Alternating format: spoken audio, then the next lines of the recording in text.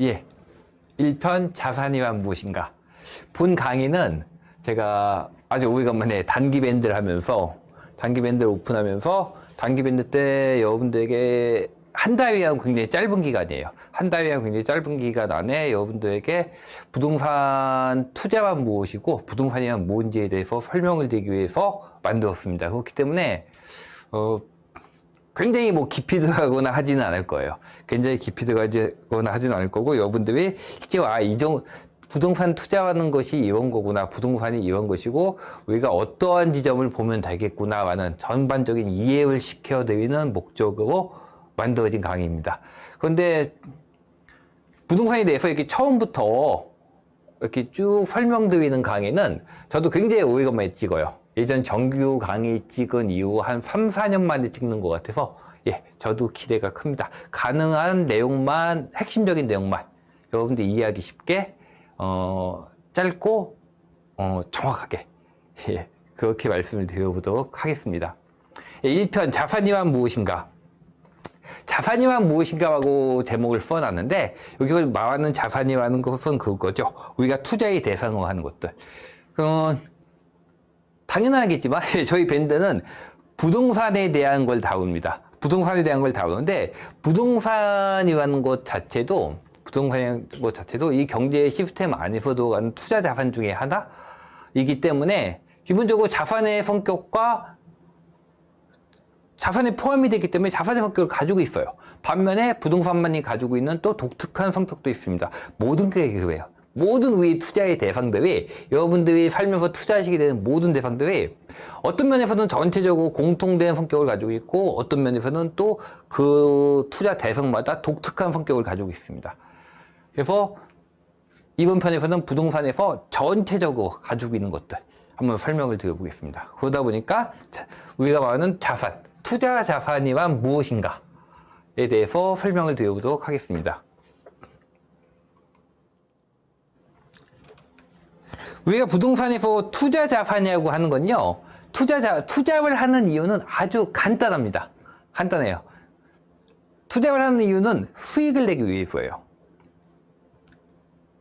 어떠한 자산에 어떠한 투자를 했든 간에 목적은 딱 하나예요. 수익을 내기 위해서. 이거 굉장히 당연한 건데, 여러분들 당연한 얘기 한다고 생각을 하고 계시죠? 근데 이걸 당연하게 생각하지 않고 계세요, 사실. 굉장히 많은 분들이 이걸 당연하게 생각하지 않고 계세요. 이렇게 당연한 걸 갖다가 당연하지 않게 생각을 하기 때문에 여러분들이 실제로 시장에 접할 때 굉장히 혼란을 겪는 경우가 굉장히 많아요. 그것도 여러분들이 이 본 강의를 진행하다 보면은, 예, 이해를 하시게 될 겁니다. 우리가 보통 투자에서 수익을 얻는다고 하게 되면 보통 이건 두 가지를 합해가지고, 두 가지를 통해서 수익을 내게 돼 있어요. 우리가 보통 이걸 갖다가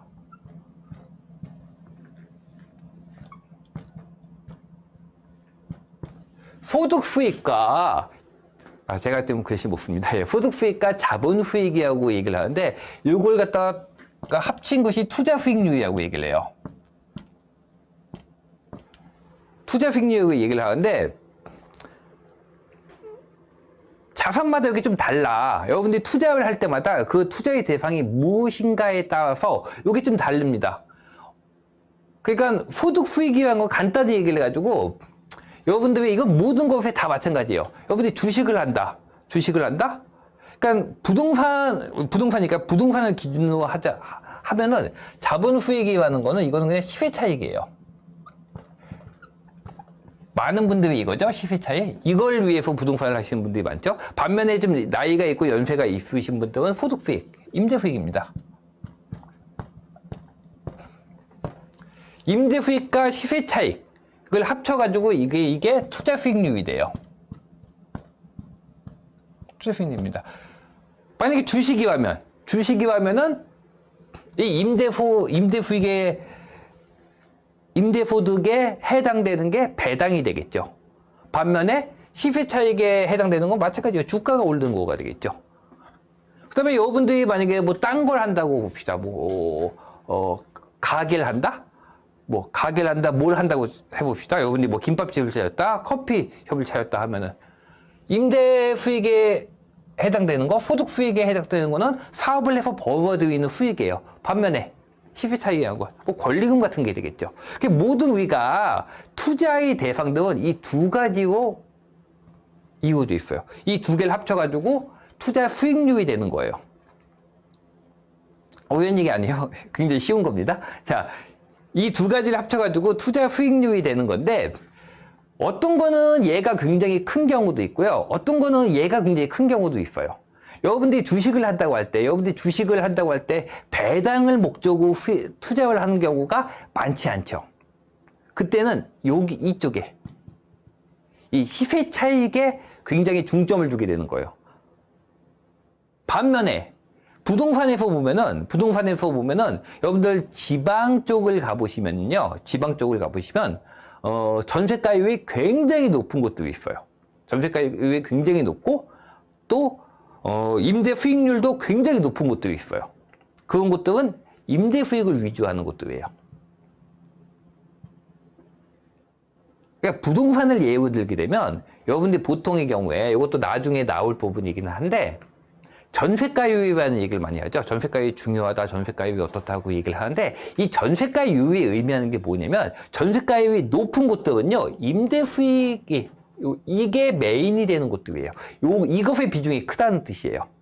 전세가율이 높은 곳들은. 시세 차익의 비중이 큰 곳들이 아니에요. 반면에, 전세가율이 낮은 곳들은, 왜냐면 전세 가격이라는 게 뭐죠? 임대 수익이잖아.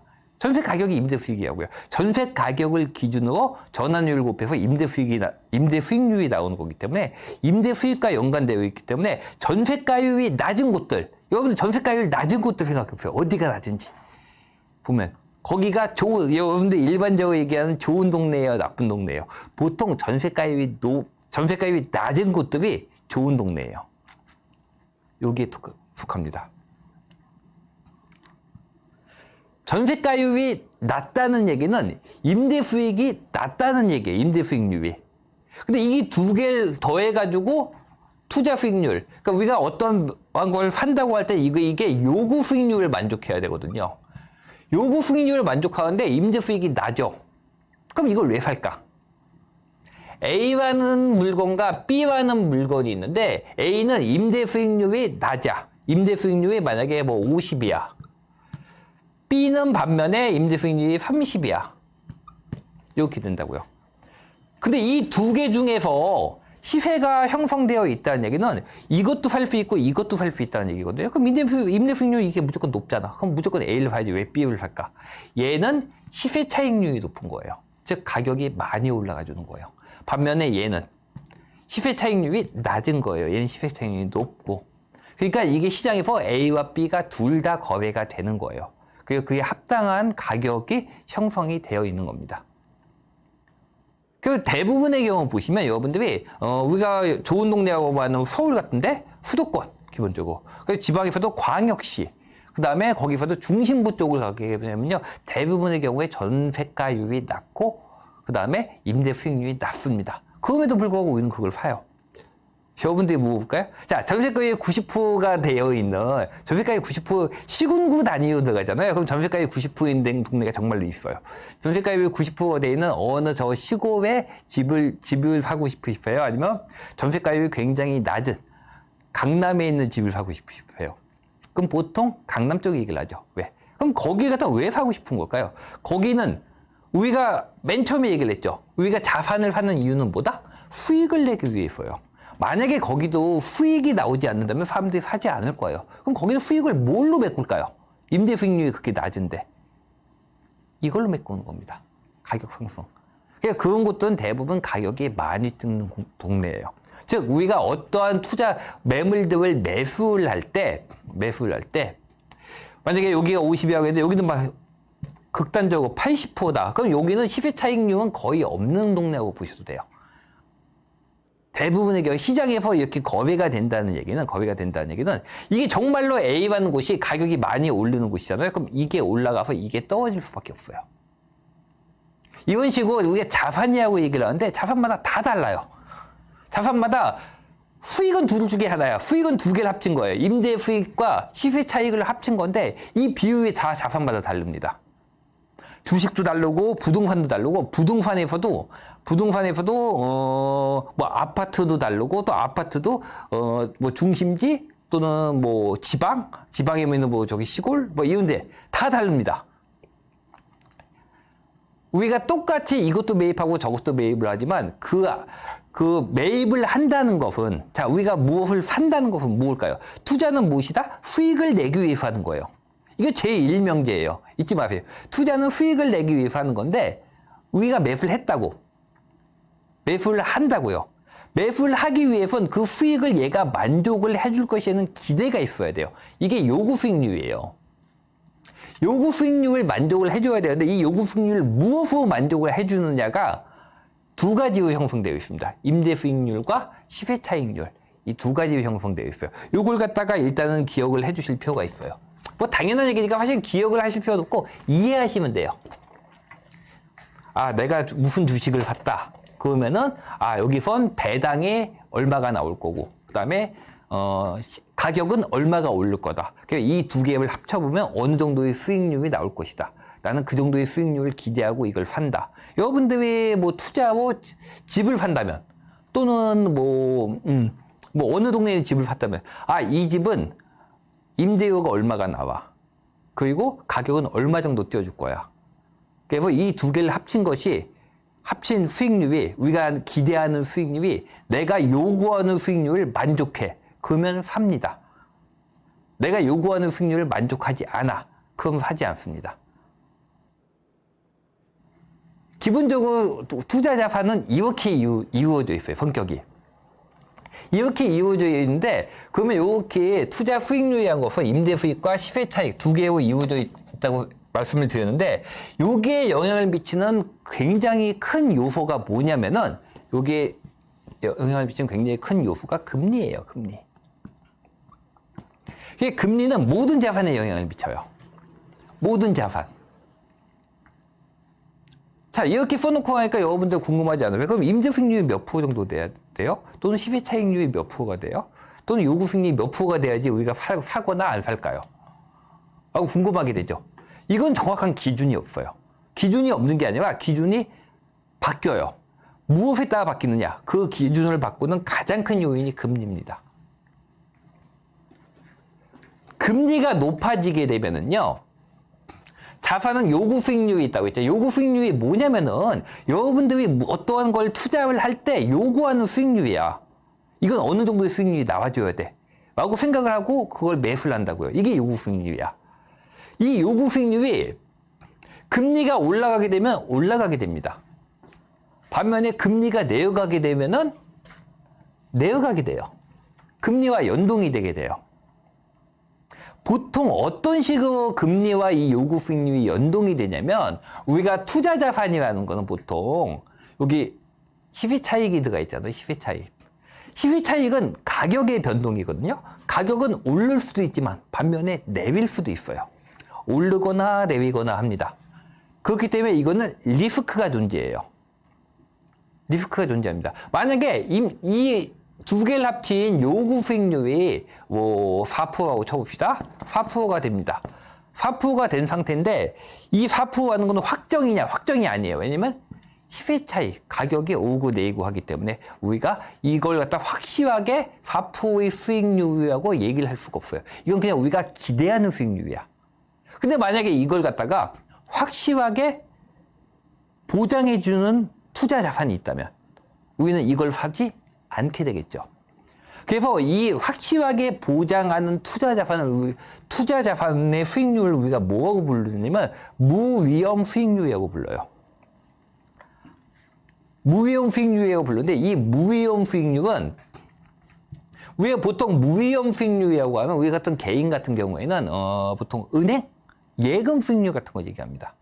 또는 뭐 좀 더 크게 하시는 분들, 이렇게 뭐 기간이나 크게 하시는 분들은 뭐 국채 같은 게 되겠죠. 뭐 미국채 같은 경우에 굉장히 위험이 없죠. 예, 이건 무위험 수익률이에요. 그래서 보통 우리 같은 개인들이 우리가 접근하기는 보통 은행 예금 같은 걸 갖다 기준 잡아요. 이 무위험 수익률 플러스 알파가 부동산뿐만이 아니라 모든 자산이 다 마찬가지야. 알파가 요구 수익률로 이루어집니다. 즉 요구 수익률은 무위험 수익률 플러스 알파인데, 이 무위험 수익률인 예금이나 국채가 여러분들 최근에 보셨죠? 금리 올라가면 어떻게 되죠? 예금이 올라가죠. 이렇게 올라갑니다. 금리 떨어지면 예금이 이렇게 되어와요. 국채도 마찬가지죠. 이런 식이에요. 무위험 수익률이 무엇과 연동이 될까요? 금리와 연동이 되는 거예요. 그러니까 금리가 올라가게 되면 무위험 수익률이 올라가게 되고, 이 알파 값이 고정되어 있다 하더라도 이 알파 값은 자산마다 다 틀립니다. 알파고 서는 자산마다 다 틀려요. 근데 보통 부동산의 경우에는 이 무위험 수익률을 2%라고 얘기를 해요. 무위험 수익률을 보통 2%라고 얘기합니다. 이게 2점 몇 정도? 이것도 자산마다 좀 틀려요. 다 똑같은 건 아니야. 똑같은 건 아닌데 보통 이 정도라고 얘기를 합니다. 그러면 이렇게 예금 수익률이 이렇게 올라가주잖아. 예금 수익률이 올라가게 되면요. 만약 예금 수익률이 1% 정도였죠? 얼마 전 재보금리일 때? 근데 이게 만약에 4% 올랐다고 봅시다. 그럼 얼마가 올라간 거죠? 3%가 올라갔죠. 그럼 이 요구 수익률도 금리가 올라갈 때는 플러스 3%를 해줘야 돼요. 만약에 이 요구 수익률이 4%에 형성되어 있었다면 이게 7%가 돼줘야 되는 거예요. 이렇게 올라가게 됩니다. 이게 요구 수익률이에요.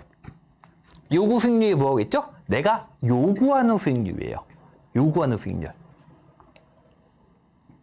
내가 요구하는 수익률을 만족하지 못한다면 안 삽니다.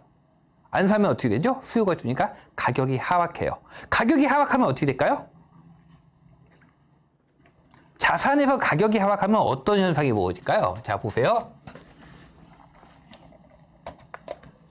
조금 확대해 드릴게요. 안 보이시겠다. 자, 자산에서 가격이 하락을 하게 되면 1억짜리 자산이 있다고 봅시다.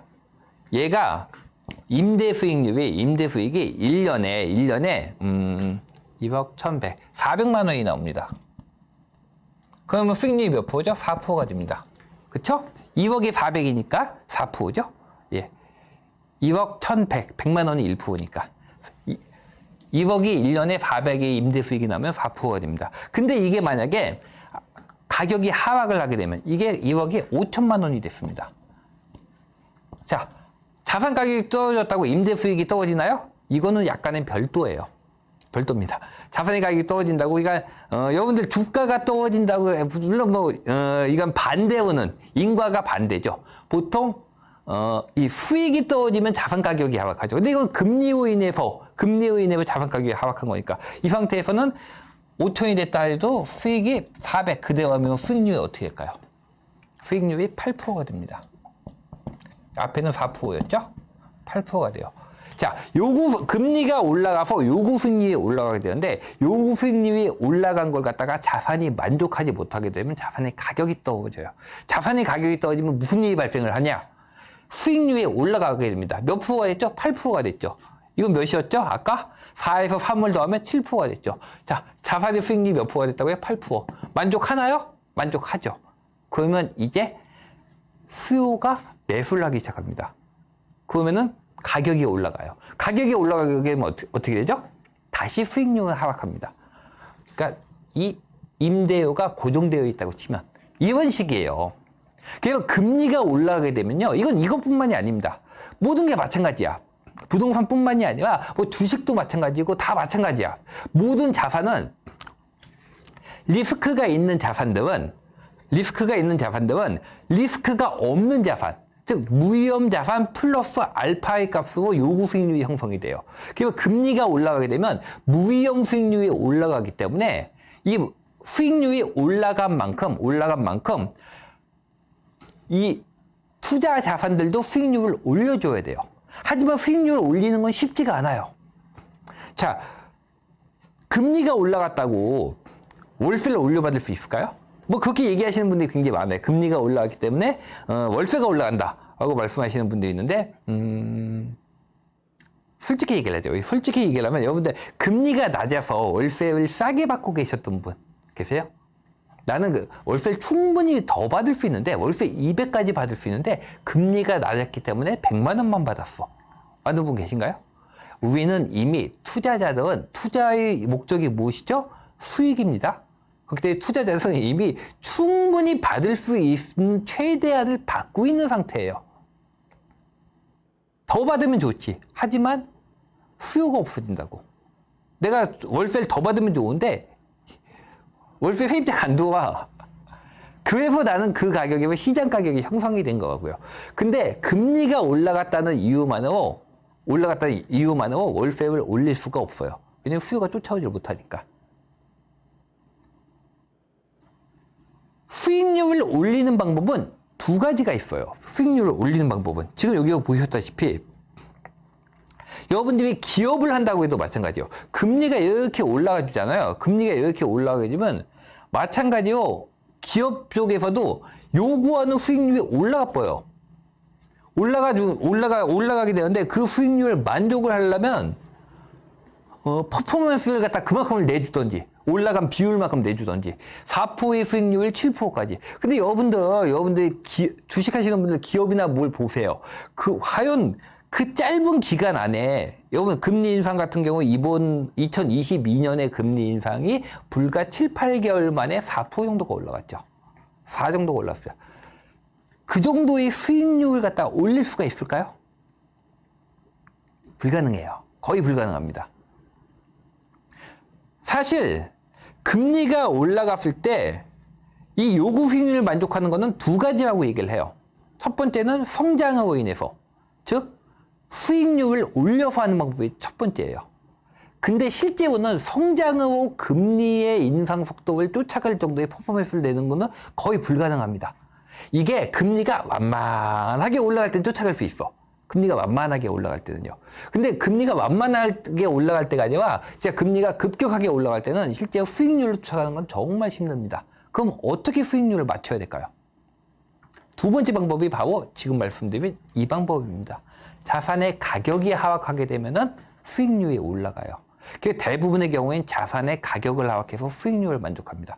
자산의 가격이 충분히 떨어져서 수익률을 만족하게 되면 어떻게 되느냐면 다시 사람들이 매수를 하게 돼요. 매수를 하게 되고 수요가 증가하기 때문에 다시 거기에 바닥이 형성되면서 가격이 올라가게 됩니다. 이처럼 모든 자산의 수익률의 기준이 되는 게 바로 금리예요.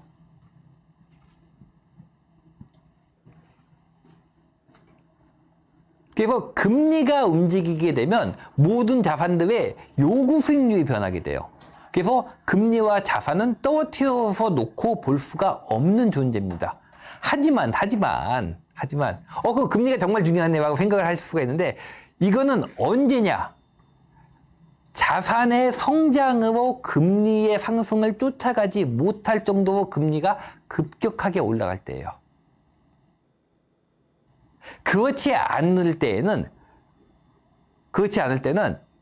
금리가 그렇게 큰 영향을 하지 못해요. 이건 일종의 환경이에요. 공기와 같은. 여러분들 공기가 없게 되면 사람은 다 죽습니다. 공기가 정말 중요하죠. 자, 이 중에서 저는 인생에서 가장 중요한 게 공기라고 생각합니다 라고 생각하신 분 평소에 아무도 없어요. 하지만 우리가 만약에 공기가 없는 밀폐된 이렇게 안에 들어가게 되면 공기가 정말 중요한 걸 느끼게 되죠. 마찬가지로 금리라는 게 자산의 가격에 결정적인 영향을 주는 건 맞아. 근데 보통의 경우에는요, 금리가 그 정도 급변동을 하지 않아요. 공기가 우리 생물들의 생존에 정말로 중요한 건 맞는데 대한민국에서 공기가 부족해서 죽는 사람은 별로 없을 거예요. 아마 거의 없을 겁니다. 정말 중요한 요소는 맞는데 별로 없어.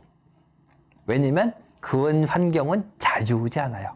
여러분들이 정말 밀폐된 환경에 갇힌다거나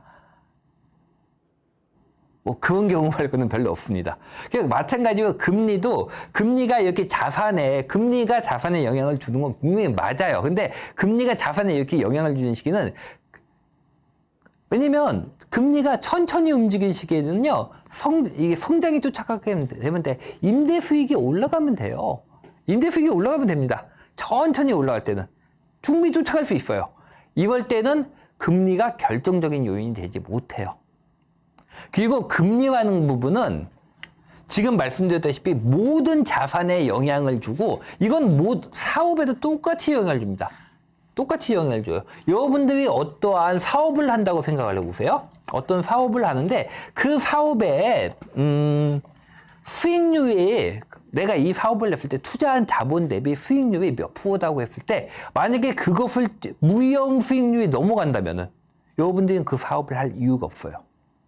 사업을 할 이유가 없습니다. 내가 자본 대비 수익률이 만약에 3%다, 4%다 라고 하는데 우리 얼마까지 올라갔죠? 무위험 수익률, 예금 수익률이 7%까지도 올라갔잖아요. 사실 무위험 수익률이 7%면요 대부분의 경우에는 사업을 할 필요도 없어요. 은행에다 맡기는 게 나아요. 위험도 없잖아. 그렇기 때문에 이 금리라는 것은 일정한 수준이 있어요. 그 사회에서 받아들일 수 있는 일정한 수준이 있는데 이걸 갖다 우리가 중립금리라고 불러요. 그러니까 금리가 지금처럼 쭉 치고 최근에 그러니까 2022년부터 많이 들으셨을 거예요. 중립금리를 넘어간 수준이다. 뭐 제로금리 때 중립금리 이하다. 그 사회에서 받아들일 수 있는 금리입니다. 그 금리가 모든 경제활동의 수익률의 기준이 되는 거예요. 그렇기 때문에 이건 함부로 막 크게 올리는 게 아니야. 이게 움직일 때는 대부분 무엇이냐? 경제 위기가 발생했을 때예요. 실제 금리가 이렇게 급격하게 움직인다는 얘기는 뭔가 경제에 굉장히 큰 문제가 발생했을 때가 아니면 금리를 이런 식으로 움직이지는 않습니다. 그러니까 이번 같은 경우에 또는 언제가 있을 때 우리나라 같은 경우 뭐 IMF, 서브프라임 때, 또 지금 같을 때 얼마 전에는 금리 반대가 굉장히 급격하게 내렸죠. 코로나 사태 때, 이럴 때 굉장히 경제에 큰 문제가 생길 때만 금리가 이렇게 급변동을 하는 거예요. 그러면 실제로 여러분들이 그러니까 이건 나중에도 영상 볼 수 있으니까 2020년, 21년에 코로나 사태와 그 이후에 인플레이션 사태를 기억하시는 분들은 그때 너무 꽂혀 계시면 금리가 모든 자산의 가격을 결정한다. 지금 보여드렸다시피 금리는 자산에 굉장히 큰 영향을 줍니다. 금리가 올라가게 되면 무위험 수익률이 올라가게 되고 무위험 수익률이 올라가게 되면 우리들이 많은 투자 자산은 무위험 수익률 플러스 알파로 요구 수익률이 형성되어 있기 때문에 아무도 사지 않아요. 사지 않기 때문에 가격이 하락을 하게 됩니다. 즉 금리가 올라가면 자산 가격은 하락해요.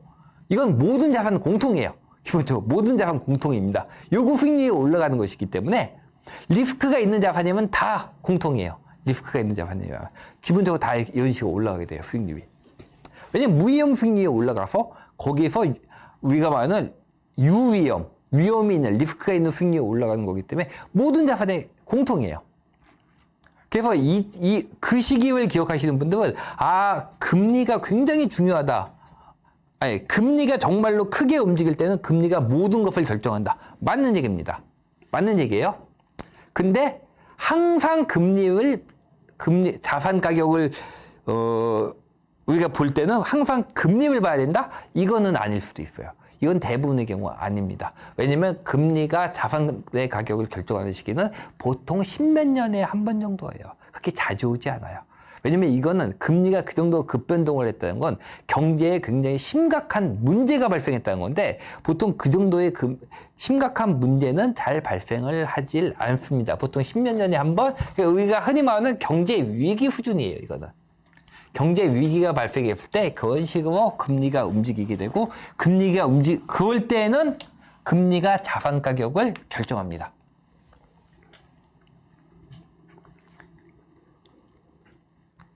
많은 경우 너무 극단적이야. 제가 보면서 느끼는 게 뭐냐면 제가 이번 시기 하면서도 느꼈던 게 뭐냐면 금리가 올라가면 부동산 가격이 하락하나요? 또는 이번 시기를 겪고 나면 금리가 올라가면 부동산 가격이 하락해. 부동산 가격은 금리가 결정해. 이 둘 중에 하나의 대부분이 있거든요. 아니 금리가 올라도 부동산 가격이 움직이지 않대. 대부분의 경우는 이 어느 한 극단을 택하시는데 대부분의 경우는 극단인 경우가 없어. 대부분의 경우는요, 이 둘 중에 어디에 있어요. 둘 다가 맞는 경우가 되게 많아요. 대부분의 경우에는. 보통의 경우는 금리는 부동산에 영향을 주지 못해요. 근데 극단적으로 금리가 움직일 때는 금리가 모든 걸 결정해요. 이 둘 다 맞는 얘기야. 어느 때, 어느 때냐에 따라서 다릅니다.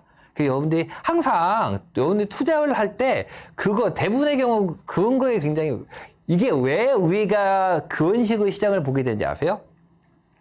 저도 십몇 년 동안 지금 이렇게 하고 있지만 제가 느낀 건 뭐냐면 그런 식으로 하게 되면 외우기가 쉽고 이해를 안 해도 돼. 이해를 안 해도 되고 그냥 공식처럼 외우면 돼. 이렇게 쓰듯이 금리 올라감 부동산 하락. 간단하잖아. 이게 간단하잖아요. 근데 실제로 세상은 그렇게 간단하지 않아. 금리가 올라간다고 부동산 가격이 꼭 하락하는 건 아니에요. 어느 정도의 기간 동안에 어느 정도의 속도로 올라가느냐가 중요하고, 두 번째, 금리의 고점이 어디까지 올라가느냐에 따라서도 달라요. 금리의 고점이 어디까지 올라가느냐에 따라서도 또 다릅니다. 이건 굉장히 복잡한 여러 가지가 섞여 있고, 실제로는 양극단이 아니라 두 극단을 오가는 중간 어디쯤에 있는 경우가 가장 많고, 양극단도 나오기는 나와요. 대부분의 경우는 이렇습니다. 자, 그래서 투자 자산이만 무엇이고, 그 다음에 그것을 결정하는 투자 자산이만 우리는 수익을 내기 위한 거다. 이 수익을 내는 걸, 수익을 얼마큼 내야 될까? 이 기준이 되는 것이 바로 금리다. 하지만 금리가 정말로 크게 움직일 때는 금리가 거의 모든 걸 결정을 한다. 왜냐면 자산의 이 성장이 금리의 상승 속도를 따라가지 못하기 때문에, 이것도 사실 자세하게 설명을 드리면 좋아요. 예, 비율적으로 쭉 설명을 드리면 좋은데, 요거는 조금 나중에, 지금 약간 크게만 설명을 드리겠습니다. 나중에 몇 편 뒤에 제가 설명을 드릴 일이 아마 있을 겁니다. 조금 더 자세히는. 자, 이럴 때는 금리가 결정을 하지만 실제로 대부분의 경우에는 금리가 결정을 하지 못한다. 그럼 뭐가 결정을 하느냐? 대부분의 경우에 이거 투자 자산의 수익률을 갖다 결정을 하는 것은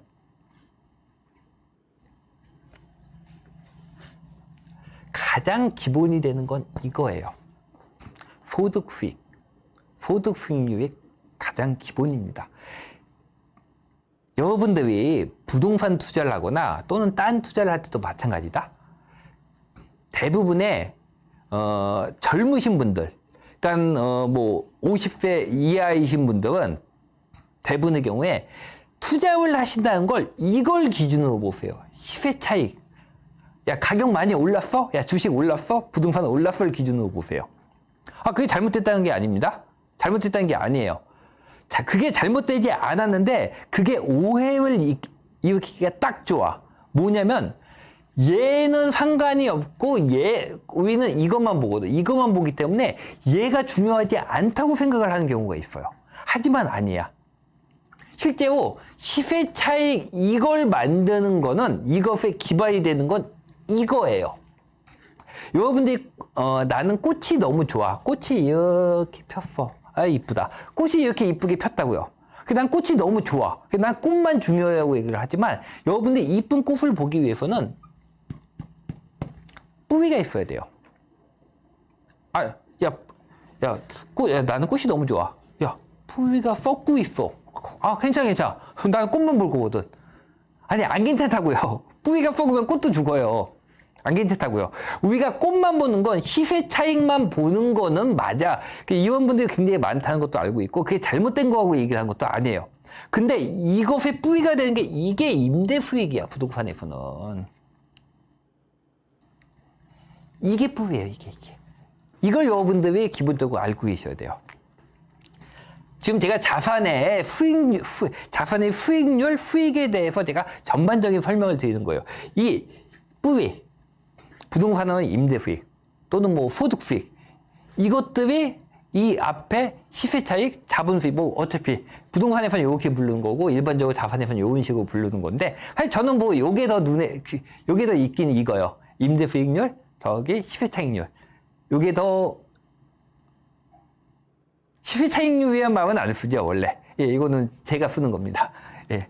여러분들이, 제 강의 듣다 보면은 듣도 보도 못한 용어들 굉장히 많은데, 저는 기본적으로 제가 쓰는 용어들이 거의 모든 용어가 제가 만든 용어예요. 만든 용어여서 아마 딴 데하고 이렇게 같이 매치시키다 보면은 좀 헷갈리실 수도 있습니다. 그래서 저는 기본적으로 다 제가 거의 모든 제가 쓰는 용어나 개념이 다 제가 수업 만든 거기 때문에 그런 거는 좀 이해를 해주세요. 좀 헷갈리실 수 있는데 듣다 보면 이해가 가십니다.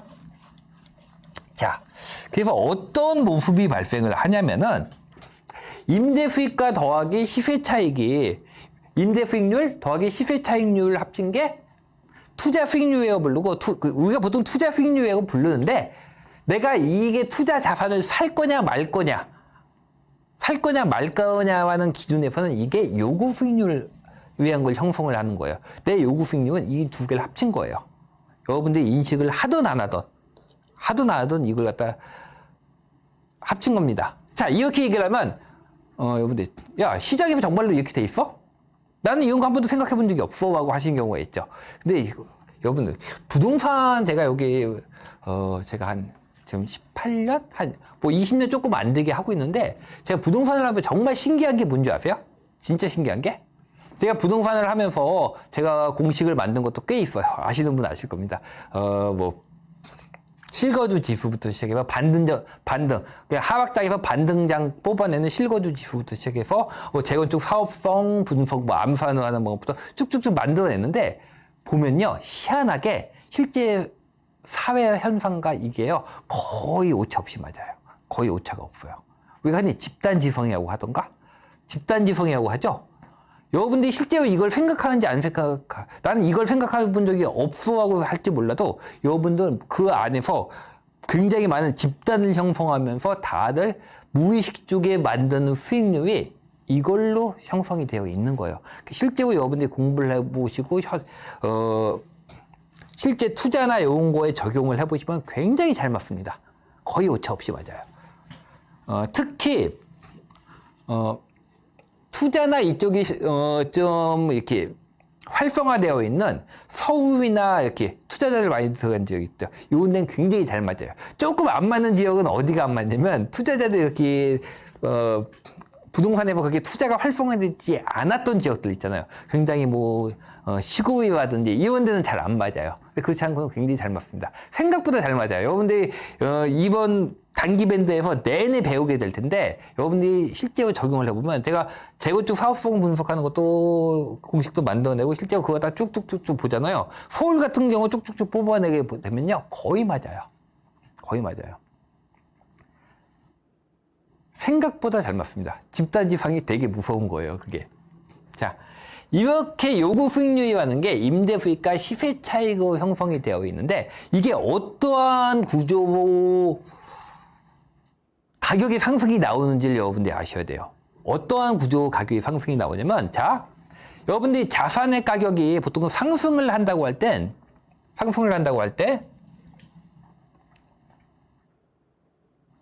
이 둘 중에 뭐가 먼저 움직일까요? 뭐가 움직일 것 같아요? 여러분들은 시세 차익을 중시하시잖아요. 그럼 이게 먼저 움직일까요? 아니에요. 대부분 얘가 움직입니다. 그러니까 기업이라고 본다면 기업에서 실적에서 성장이 나와줘야 돼요. 실적에서 성장이 나와주고, 자, 아까 2억에서 400이라고 말씀드렸죠. 2억짜리 자산을 투입을 했는데 400이 나와서 4%가 나왔어요. 여기서 성장이 나와주게 되면은 400이 600이 됩니다. 600이 되면 수익률이 어떻게 되죠? 수익률이 6%가 됩니다. 자, A라는 자산이에요. A라는 자산은 2억짜리 자산인데 400의 수익이 나오다가 600으로 수익률이 늘었어요. 오, 좋네. 야, 이 자산은 A, B, C, D 이 쭉 있는데 다 4%야. 야, 이 자산은 다 나머지 B, C, D 다 같은 종류의 자산이에요. B, C, D 자산은 전부 다 4%인데 A라는 자산은 혼자 6%야. 정말 좋지 않냐? 나중에도 얘도 이렇게 남들보다 높은 수익률을 보여주면서 좋은 모습을 보여줄 거야 라고 생각을 하신다면 여러분은 굉장히 큰 오해를 하고 계세요. 실제 자산시장은 이렇게 흘러가지 않아요. 자산 시장이라는 건요, 여러분들 물과 같아요. 여러분들 이것도 꼭 기억을 해주세요. 자산 시장은 물과 같습니다. 여러분들 이렇게 쟁반은 아니고 뭐가 하죠? 큰 그릇에다 물 따라놔 보세요. 물 표면이 울퉁불퉁하게 하실 수 있으신 분. 이렇게 물 따라놨는데 왼쪽 편은 이렇게 물이 높고 오른쪽 편은 물이 낮고. 이거 가능하세요? 불가능해요. 왜요? 높은 쪽에 있는 물이 낮은 쪽으로 물로 흘러가면서 평평해집니다. 모든 자산은 평평해져요. 혼자 튀는 6%의 수익률이라는 건 나올 수가 없습니다. 얘는 반드시 어떻게 되냐면 4%의 수익률로 돌아가야 돼요. 자, 6%의 수익률이 4%의 수익률로 돌아가는 방법은 뭐가 있을까요? 두 개가 있습니다. 첫 번째, 600을 다시 400으로 내리는 거예요. 두 번째, 아까 금리가 올랐을 때와 정반대의 현상이 발생을 하는 거예요. 금리가 올랐을 때 어떻게 된다고 했죠? 금리가 올라가게 되면 요구 수익률이 올라가요. 즉 수익률을 높여야 되는 거예요. 자산이 수익률을 높여야 돼. 수익률을 높이는 방법은 뭐가 있다고요? 두 가지가 있어요. 첫 번째,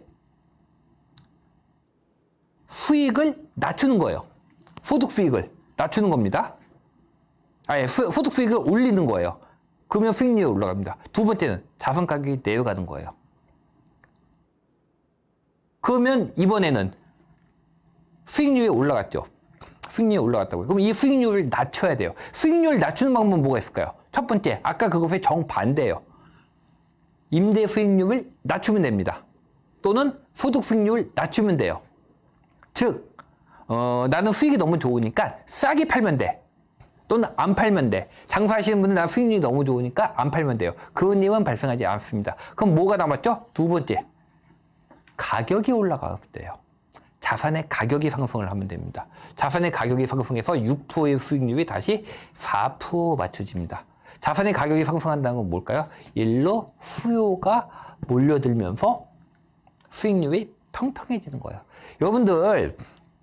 여러분들은 부동산 투자를 하잖아. 부동산 투자뿐만이 아니라 모든 투자를 하잖아. 여러분들은 시장을 믿으셔야 돼요. 시장의 힘을 믿어야 돼요. 모든 자산은 수익률이 평평해져요. 평평해진다는 게 다 똑같은 수익률이 나온다는 뜻이 아니에요. 각 자산마다 요구하는 수익률이 다 다릅니다. 리스크가 굉장히 큰 자산이라면 요구 수익률은 높아야 돼요. 요구 수익률이 높아야지. 요구 수익률이 굉장히 높아야 돼. 리스크가 크다면. 많이 듣던 얘기죠. 하이 리스크, 하이 리턴. 반면에 리스크가 적다면, 아니면 리스크가 없다면, 이게 미국 국채라면, 또는 예금 수익률이라면 수익률이 낮아도 돼요.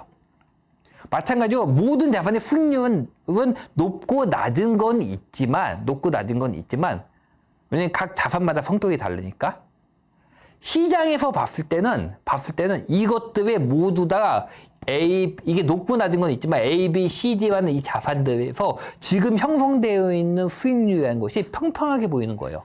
A도 할 수 있고 B도 할 수 있고 C도 할 수 있고 D도 할 수 있고 이게 평평해지는 겁니다. 만약에 D라는 것이 낮다면 수익률이 낮다면 가격이 하락하면서 수익률이 올라가서 다시 평평해지는 거고 높다면 이것처럼 가격이 올라가면서 수익률이 낮아져서 평평해지는 거예요. 모든 자산의 수익률은 각기 시장에서 통용된다는 거래된다는 기준에서 평평합니다. 모든 자산은. 그래서 수익이 올라간다는, 어느 자산의 수익이 올라간다는 뜻은 무슨 뜻이냐면 그 자산은 높은 수익률을 유지할 것이라는 뜻이 아니에요. 자산의 가격이 올라가면 수익률을 떨어뜨릴 거라는 뜻이에요. 이걸 우리가 뭐라고 부르냐면 이걸 갖다가 우리가 자산의 성장이라고 부르는 거예요. 자산 가격을 만드는 건 크게 두 가지예요. 첫 번째는 금리로 인한 요구 수익률입니다. 두 번째는 자산의 성장이에요. 금리 또는 성장, 이 두 가지입니다. 두 가지로 이루어져 있는데 문제는 뭐냐면은 금리가 급격히 움직일 때는 우리가 계속 얘기하죠. 금리가 급격히 움직일 때는 금리가 모든 걸 결정을 합니다. 이 결정 방식도 되게 간단해요. 사실 계산해 보면 되게 쉽습니다, 여러분들. 여러분들 뭐 얼마 전에 그런 얘기도 많이 들으셨죠. 작년 2021년인가 2022년인가 하워드 막스가 사실 이것과 똑같은 얘기를 했어요. 똑같은 얘기를 했죠. 저도 보면서 이게 부동산에서 온 건 게 아니구나. 저분도 똑같은 얘기를 하는 거 보니까. 금리가 올라가게 되면 요구 수익률이 올라갑니다. 요구 수익률이 올라가게 되면 자산의 가격이 하락합니다. 반대로 금리가 내려갈 때는 요구 수익률이 내려가고 자산의 가격이 올라갑니다. 그 3프로TV인가 나서 인터뷰할 때 똑같은 내용이 나와요. 이거가 똑같은 내용이 나옵니다. 기본적으로 모든 자산에 이게 통용이 된다는 뜻이에요. 이처럼 금리는 모든 자산을 결정을 하지만 이렇게 금리가 모든 자산을 결정하는 시기는 매우 짧고 자주 있지 않아. 십몇 년에 한 번이야. 그러니까 여러분들이 이번에 금리가 올라갈 거니까 자산 가격이 하락할 거야 라는 얘기를 갖다가 평생 하시면은 한 30년 동안 하시면 한 3번 정도 맞을 수 있어요. 한 2번이나 3번 맞습니다. 이 시기가 보통 그렇게 길지가 않아. 왜 길지가 않냐면 금리가 너무 높은 상태가 되면 아까 뭐라고 했죠? 금리가 너무 높은 상태가 되면 기업들의 활동이 줄어들 수밖에 없어요. 그리고 요구 수익률이 올라가기 때문에 이 요구 수익률을 만족하지 못하는 자산들의 가격은 하락을 하고 이거는 또 비용의 증가가 발생을 하기 때문에 경제 주체들이 버티지를 못해요. 대부분의 경우에는 금리를 급격히 올리는 건 왜 올린다? 이거는 마치 여러분의 독한 약을 쓰는 것과 똑같아. 여러분들이 굉장히 독한 약을 왜 쓰겠어요? 그만큼 그 중한 병이 있기 때문이야. 그만큼 병이 중하지 않으면은 그렇게 독한 약을 쓰지 않아요. 또는 무시할 수 있는 병이면은 독한 약을 쓰지 않아. 왜냐면 얻는 것보다 잃는 게 더 많으니까. 그래서 대부분의 이렇게 독한 약, 금리의 급 변동이 많은 독한 약을 쓸 때는 대부분의 경우 이게 기간이 짧아요. 길지 않아요. 그래서 자산의 가격을 만드는 것은 금리, 성장 이 두 가지인데 금리가 움직일 때 정말 무서운데 금리가 모든 걸 결정하는 건 맞는데 이거는 너무 자주가 아니야. 십몇 년에 한 번 정도 발생해. 그리고 두 번째 너무 짧아. 짧아요. 대부분의 경우에. 짧아요. 여러분들 IMF 우리나라 정말 큰 문제였죠. 서브프라임. IMF가 발생을 했을 때 제가 부동산이 전문이니까 부동산 쪽에 영향을 준 시간은 1년을 조금 넘는 정도 수준이에요. 실제로는. 서브프라임은 1년이 안 됐어요. 정말로 큰일 처음 생각을 하지만 실제로는 1년이 안 됐어요. 지표를 보면은. 물론 지표가 나타나기 전에도 시장에 영향을 좀 주긴 좋은데, 그거는, 그래도 우리는 지표를 기준으로 잡기 때문에, 지표 기준 잡았을 때는 1년이 안 돼요, 서브프라임이. 시장에 실제로 영향을 주는 게. 이런 문제가 있어. 그 마지막 결정적인 이유가 뭐냐면, 금리로 보는 거는, 알 수 없다는 거야. 금리는 우리가 알 수가 없다는 거예요. 그러니까 투자 쪽에서 유명한 구라고 얘기하시는 분들이 항상 하시는 말. 자, 주식 쪽에서 유명한 그 투자 구라고 하시는 분들이 나는 거시경제 보고선 주식 투자한다고 하시는 분 계세요? 별로 없습니다. 저는 사실 주식 투자 안 해서 잘 몰라요. 잘 모르는데 사실 책도 잘 읽어본 적 없고 그냥 넘겨 듣기만 한 건데 대부분의 분들 보면 기업 자체에 집중하고 얘기를 해요. 버핏님도 마찬가지고 그다음에 그 누구였지? 피터 윈치 이분은 되게 심하게 얘기를 하시죠. 자기가 직접 물어봤다고. 내가 연준 의장에게 물어봤다. 금리가 어떻게 움직일지 아냐고. 연준 의장이 모른다고 하더라. 야, 연준 의장이 모르는 걸 당신들이 어떻게 아냐? 금리를 결정하는 연준 의장도 나도 금리가 어느 방향으로 둘지 모르겠대. 근데 그걸 갖다가 그 연준 의장도 모르는 금리를 기준으로 네가 투자를 어떻게 할 거냐만 얘기를 했죠. 다 쓸데없는 짓이다 라고 얘기를 합니다. 이게 결정적인 이유예요. 금리가 자산에 영향을 안 주는 게 아니야. 분명히. 금리가 급격히 움직일 때 정말로 이게 결정적인 영향을 주는데 그럼에도 불구하고 금리를 기준으로 투자하지 않는 이유는 첫 번째, 십몇 년에 한 번이다. 두 번째, 너무 짧아. 대부분이 계속 짧아. 이게 뭐 4, 5년 동안 영향을 준다면은 생각을 해보겠는데 그렇게 오래 영향을 준 적이 없어요. 그리고 마지막은 기본적으로 이게 우리가 알 수 있는 영역이 아니라는 거야.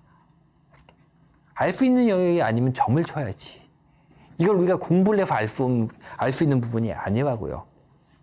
저도 십몇 년 동안 하면서 제 경험을 얘기를 해보자면은 2008년 서브프라임 사태가 발생을 했고 제가 시장을 갖다 쭉 분석을 했을 때 제가 그러니까 어떻게 보면 지금 이렇게 활동을 하고 있지만 제가 이음을 갖다 그 전에도 활동을 쭉 했지만 가장 크게 알린 게 언제냐면 2013년도 반등기를 갖다 제가 맞추면서 사실은 좀 이음을 갖다 조금 이렇게 알리게 됐는데 2012년 제가 하반기였어요. 2013년도 상반기면 상승 나온다. 왜냐면 지표들이 다 만족을 했다. 여러 가지, 그러니까 그때, 지금 많이 쓰시죠? 많은 분들이 쓰세요. 제가 그때 반등기 맞췄던 거, 실거주 지수하고 여러분들 많이 쓰는 거 보셨을 거예요. 좀 뭐 하시는 분들이나 많이들 쓰시는데, 실거주 지수라는 걸 통해가지고, 이제 거의 만족을 했다. 만족을 했다. 그런데, 그럼에도 불구하고 그때 2012년에 그렇게 말했는데, 제 주변에 저도 카페 활동이나 이쪽을 많이, 예전에는 많이 했으니까, 분들이 실제로 그쪽에서 조금 이렇게 많이 하시던 분들은 실제 투자를 못 했어요. 왜 못 했냐면, 여기서도 지금, 주식 투자나 투자 경력이 좀 긴 분들은 기억하실 거예요. 2012년도가 뭐였죠? 2011년도, 2012년도 생각을 해보세요. 유로존에서 문제가 생겨가지고, 1년에 경제 위기가 3번씩 나올 때야. 3월 위기설, 6월 위기설, 8월 위기설 해가지고 유로존이 문제가 되게 많았습니다. 그리고 경제 위기론이 석 달에 한 번씩 나왔어. 금리와 같은 거시 쪽 부분은 그게 이걸 갖다 너무 잘 아시니까 매수를 못 하시는 거야. 충분히 이해합니다. 충분히 이해는 해요. 못한 거 아니야. 근데 이쪽은 기본적으로 우리가 알 수 있는 영역이 아니에요. 그냥 우리는 어디에 집중하냐면 어떤 면에서는 그 버핏님이나 뭐 피터 윈치님이나 다 그분들과 똑같은 얘기야. 우리가 자산에 투자를 할 때 집중을 하는 부분은 2번 성장이에요. 1번의 금리나 거시 쪽이 아닙니다. 이쪽은 왜냐면 기본적으로 알 수 있는 영역이 아니기 때문에 그래요. 연준 의장이 모르는 걸 제가 알 리가 없잖아. 금리 올려야 된다, 안 올려야 된다, 경제 위기 온다, 안 온다? 저도 이렇게 하면서 기간이 좀 되다 보니까 그 안에 경제 위기설은 정말 많았어요. 경제 위기설 한번 나오면요, 경제 학자분들끼리 싸웁니다. 경제 위기 온다, 안 온다. 근데 이 두 분이 다 노벨상 받으신 분들이야. 노벨 경제학상 받으신 분들끼리 경기 침체가 온다, 안 온다 싸워. 경제 위기가 온다, 안 온다. 그럼 여기서 우리는 둘 중에 어느 분이 맞는지를 갖다 우리가 판단할 능력이 될까요? 아니, 내가 심판을 보려면 네가 맞아. 심판을 보려면은 내가 이분들보다 많이 알든지 최소한 같은 레벨, 비슷한 레벨은 돼야 되는데 이 두 분이 노벨 경제학상을 받으신 분들끼리 싸워. 그러면 우리가 여기 판단이 가능할까요? 불가능해요. 기본적으로 여기는 알 수 없는 불가지 영역이에요, 이쪽은. 그래서 여러분들이 투자해서 할 때는 이번에 성장을 위주로 투자를 봅니다. 성장을 위주로 투자를 봐요. 그럼 이쪽은 무시하느냐? 이쪽은 무시하지 않아요. 이거는 어떤 식으로 우리가 투자를 할 때 대응을 하느냐? 이걸 대응하는 방법은 사실 굉장히 심플하고 간단해요. 딱 하나예요. 유동성.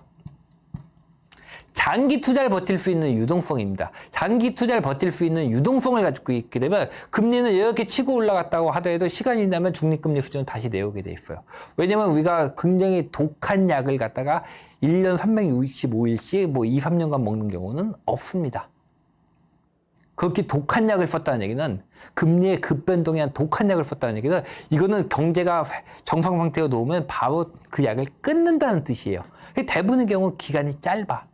그렇기 때문에 그 기간이 지나갈 정도까지만 우리가 보유를 할 수 있다면 그 보유를 하는데 중요한 것은 가장 중요한 것은 유동성입니다.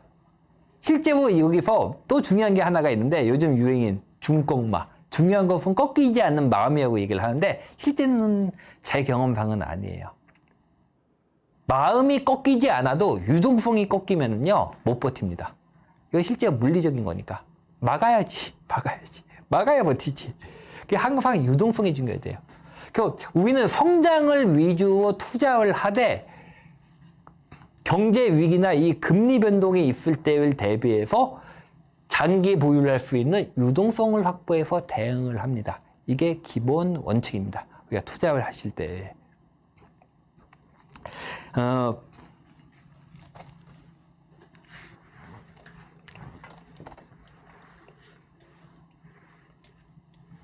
하나만 더 설명을 하고, 예, 어디서 끊어야 될까 생각 중인데, 하나만 더 설명을 하고 다음 편에서 이어서 하겠습니다. 자, 여기서 투자 수익률, 요구 수익률 말씀을 계속 드렸죠. 어떠한 식으로 이게 자산의 가격 상승이 발생을 하냐면, 첫 번째 가격 상승은 시세 차익에서 발생을 하는 경우는 없어요. 근데 여러분은 있다고 생각을 할 거야.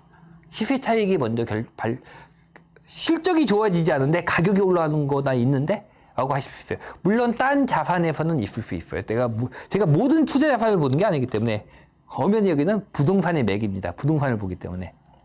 이건 경우에 따라 좀 다르긴 다른데 기본적으로는 이게 메인 베이스예요.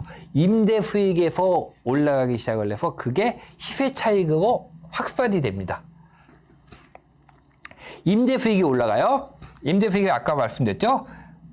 2억짜리가 4%였는데 이게 400에 이게 600이 됐어요. 6%가 됐습니다. 그럼 이건 2억이 다시 얘가 4%의 수익률로 떨어뜨리기 위해서 가격이 얼마가 될까요? 1.5억 때문에 1.5억 정도 되면 되죠. 예, 가격이 이렇게 올라가게 됩니다. 그래서 먼저 임대 수익이 올라가고 임대 수익이 올라가면 가격이 올라가요.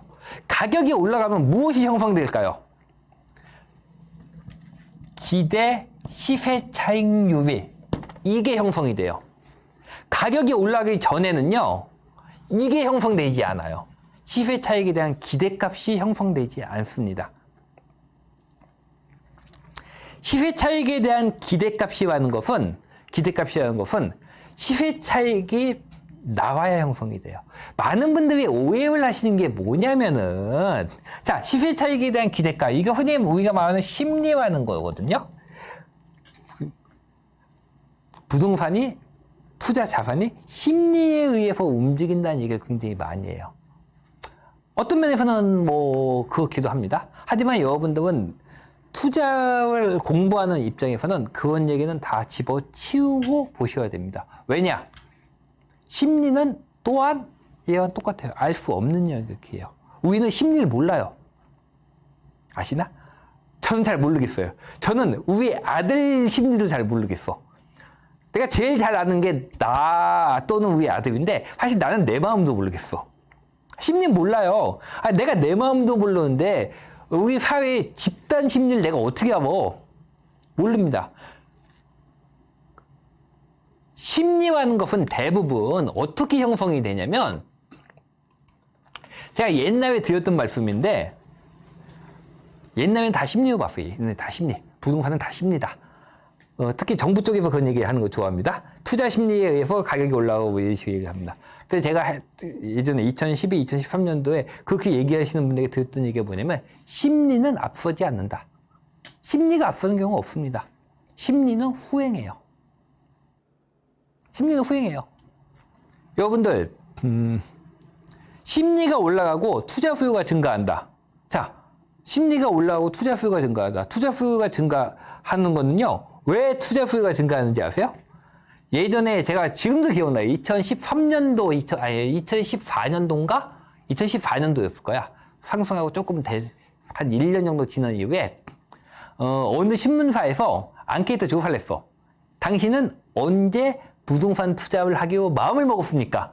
즉, 당신의 심리는 언제 동하셨습니까? 라고 물었을 때 1등 대답이 뭐였는지 아세요? 1등 대답. 압도적인 1등. 주위 사람이 돈 벌었을 때.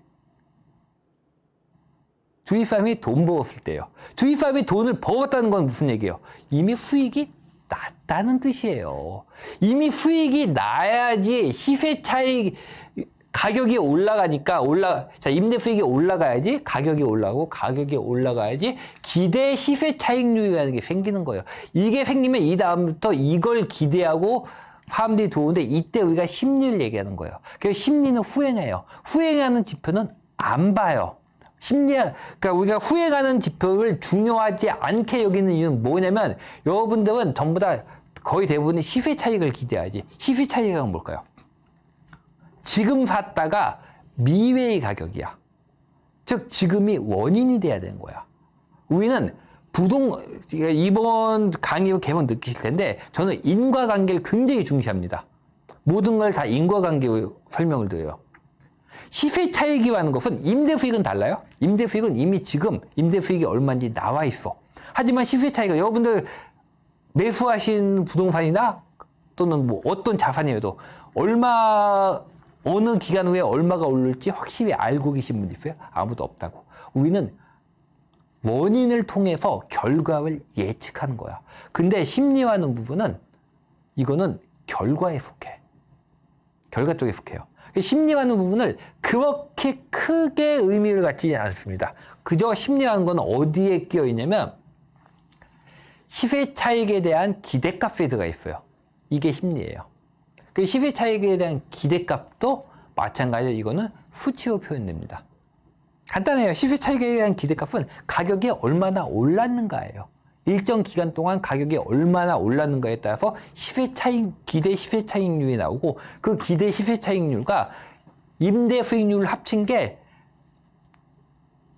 요구 수익률이에요. 이 값이 나온다고요. 그래서 부동산이라든지 사이클을 갖다가 사이클에 한 것은 우리가 상승부터 하락까지 갖다 사이클에 갑니다. 크게 이렇게 있다면 상승부터 이렇게 하면 한 사이클이 돈 거예요. 다시 여기까지 왔죠? 다시 여기까지 왔습니다. 요거 나중에 있습니다. 부동산 10년 주기설에 나옵니다. 요걸 우리가 한 사이클이라고 부르는데 이렇게 한 사이클이라고 봤을 때 처음에 스타트에서 이렇게 올라갈 때는요. 자, 쭉 가격이 요 밑에 하락했죠. 하락해서 바닥을 치고 올라가죠. 자, 여기서 기대 수익률이 몇일까요? 시세 차익에 대한 기대값이 몇일까요? 과거의 기간 동안 가격이 하락만 했습니다. 시세 차익에 대한 기대값이 있을까요? 없어요. 없는 상태예요. 그러면은 이 요구 수익률을 시세 차익에 대한 기대값이 없는 상태에서 임대 수익률만 가지고 맞춰야 되는 거예요. 이게 제가 반등기를 뽑아냈던 공식입니다. 임대 수익률, 전세가율 곱하기 전환율, 그 다음에 요구 수익률. 부동산은 닫힌 게이기 때문에 이 요구 수익률이라는 것이 비용에 해당돼요. 비용. 그 자체가 비용이에요. 왜냐면 이건 내가 나중에 닫힌 게 설명을 또 드릴게요. 그렇기 때문에 이 요구 수익률이라는 것이 대출 금리입니다. 대출 금리. 요즘 CPI 보시는 분들 많이 듣는 게 있을 텐데, 미국 CPI 관심 가지신 분들, 미국은 자가주택도 임대 물가에 산정을 시킨다. 간주 임대료예요. 그러니까 자가 거주자의 간주 임대료. 이걸 갖다가 우리가 비용을 잡는 거예요. 그래서 임대 수익률과 비교를 합니다. 여기는 그래서 시세 차익에 대한 기대값이 없는 상태예요. 하지만 오르기 시작하면요. 여기는 자, 기존 기간에 올랐죠. 어느 정도. 그렇기 때문에 시세 차익에 대한 기대값이 올라가기 시작을 해요. 초기에는 시세 차익에 대한 기대값이 없이 임대 수익률만 갖고 올라가다가 상승이 어느 정도 나오게 되면 사람들이 이제 슬슬 시세 차익에 대한 기대값을 가지기 시작을 해요. 그래서 이때는 시장에 진입을 하는 사람들이 이걸 보고 진입을 합니다. 바닥 기간에서는 이걸 보고 진입하지 않아요. 이걸 가지고 진입을 해요. 그래서 실제로 2012년, 2013년도에 진입을 하신 분들은 투자자가 아니라 임대 수익형이었어. 자, 여러분들 투자 경력 좀 되신 분들, 2012, 2013년도 기억하시는 분들 기억해 보세요. 2012년, 2013년도에 뭐 샀죠? 투자자들 뭐 샀어요? 투자자들도 그때 진입했지. 뭘 샀죠? 극소형, 원룸, 투룸. 방 3개 짜리 안 샀습니다. 오죽했으면 제가 그때 글을 올려서 못해도 방 3개짜리 27평 이상은 사자. 지금은 임대 수익률 위주의 시장이지만 시간이 흐르게 되면은 시세 차익률 위주의 시장이 진행이 되고 이때는 방은 3개가 돼야 된다. 그럼에도 불구하고 전부 다 사람들이 원룸, 투룸만 샀고 다 18평, 20평 이하만 샀다고요. 이하만 샀어요. 그것도 변두리 쪽만 샀어요. 왜 그럴까요? 시세 차익에 대한 기대값이 없는 상태에서 임대 수익률만 보니까. 그리고 임대 수익률은 소형과 변두리가 더 비싸니까. 아까 제가 설명했죠? 전세가율이 높다고? 소형이나 변두리가 전세가율이 더 높습니다. 시세 차익에 대한 기대값이 없으니까. 그러니까 그것만 산 거예요. 그래서 이번 장의 극초기인 2012년, 2013년에는 전부 다 극소형만 사셨고 극소형에서 소형 갖고 전부 다 변두리 쪽. 투자 대상도 전부 다 서울 중심지 강남 이런 데 안 샀습니다. 전부 다 사이드 쪽으로 빠진 거예요. 왜냐면 임대 수익률만 보기 때문에. 그러다 시장이 진행을 하게 되면은 이제 가격 상승에 대한 기대값이 형성이 되기 때문에 시세 차익이 실제로 나올 수 있는 곳들로 이제 점점 중심부 쪽으로 사람들이 들어가기 시작을 해요. 그리고 이게 들어가기 시작을 하니까 단지 얘뿐만이 아니라 얘까지 끼게 되니까 그때부터는 가격의 상승세가 더 가파르게 나오게 돼요. 그래서 초기보다 중기, 후기가 들어가게 되면 가격 상승세가 더 가파르게 나오게 됩니다. 이걸 갖다 이렇게 나오게 되면 우리가 이걸 갖다 유동성장이라고 불러요. 그래서 시장이 흘러가는 건 초기에 실수요장, 실제로 이 실적이 나오는 실수요장에서 시작해서 유동성장으로 흘러가게 됩니다. 시장은 이런 식으로 흘러가게 돼요. 이 부분은 제가 10년 주기별에서 또 설명을 드리겠습니다. 사실 지금 제가 이게 설명드린 부분이 제가 2015년인가 2015년도에 찍었던 정규 강의에 사실 다 있기는 있어요. 있기는 있는데 제가 벌써 한 7, 8년 전 강의다 보니까 그때는 사실 카메라도 좋지 못했고 이렇게 찍을 환경도 좋지 못하다 보니까 저도 태어나서 처음으로 얘기를 하다 보니까 말도 굉장히 버벅댔고 지금도 잘하는 건 아니지만요. 그러다 보니까 이번에 다시 찍으면서 이렇게 다시 말씀을 드리고 있습니다. 그래서 실수요장에서 유동성장으로 넘어가게 되면서 즉 임대 수익이 기반이 돼서 얘가 올라가니까 가격이 올라가니까 올라간 가격 기반으로 시세 차익에 대한 기대값이 올라가는 거예요. 그래서 얘가 뿌입니다. 얘가 꽃이에요. 여러분들이 부동산 투자를 할 때 항상 시세 차익을 갖다가 기준으로 잡고 많이 오르는 걸 사시겠지만 거기만 눈이 꽂혀 있으면 안 돼. 그건 결과야. 원인은 이쪽에 있는 거예요. 원인은 이쪽에 있는 겁니다. 이게 결과예요. 여러분들이 오늘 집에 갔어? 오늘 집 저녁 때 엄마가 뭘 해줄지 무슨 반찬을 해주실까를 알게 되는 거는 식탁에 반찬이 놓였을 때가 아니에요. 이건 결과예요. 주방에서 엄마가 뭘 만드는지를 봤을 때예요. 이게 원인입니다. 주방에서 어머님이 뭔가를 만드셨다는 원인을 통해 가지고 식탁에 차려지는 밥이라는 결과가 나오는 거예요. 부동산도 마찬가지예요. 마찬가지입니다. 우리는 항상 왜냐면 우리는 시세차익형 투자이기 때문에 시세차익형 투자는 미래가 결정되어 있는 게 아니에요. 우리는 결과값이 알고 싶을 거야. 결과값이 알고 싶다고 결과만을 보면 안 됩니다. 반드시 원인을 봐야 돼요. 원인을 통해서 결과를 갖다 우리가 예상을 하는 거예요. 이걸 얼마나 잘 했느냐에 따라서 여러분들의 투자의 결과가 달라집니다. 성공과 실패가 나뉘고요. 이렇게 해서 오늘 첫 번째 시간에는 원래 조금 짧게 하려고 했는데 제가 시계가 없어가지고 지금 얼마나 시간이 흘렀는지 모르겠네요. 자산이란 무엇인가? 부동산이란 무엇이고 부동산에서 투자 자산이란 무엇이고 투자 자산은 수익을 내기 위한 것이고 수익률은 무엇과 무엇으로 형성이 되고 이 수익 자산의 가격에 영향을 주는 것은 수익률이 올라가는 것, 성장 또는 수익률의 기준되는 금리 부분 어느 것이 더 중요한지 그리고 우리는 무엇을 위주로 시장을 보는 것인지 우리는 성장을 위주로 시장을 보는 것이고 앞으로 진행되는 강의는 전부 다 이 성장에 관한 거예요.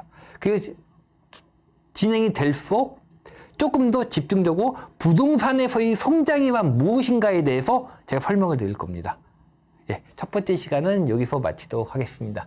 예, 5회간 만에 하는 정규 밴드인데, 아니, 정규 강의인데, 여러분들에게 조금 더 도움이 되도록 저도 조금 더 노력을 하도록 하겠습니다. 예, 오늘 여기까지 하겠습니다.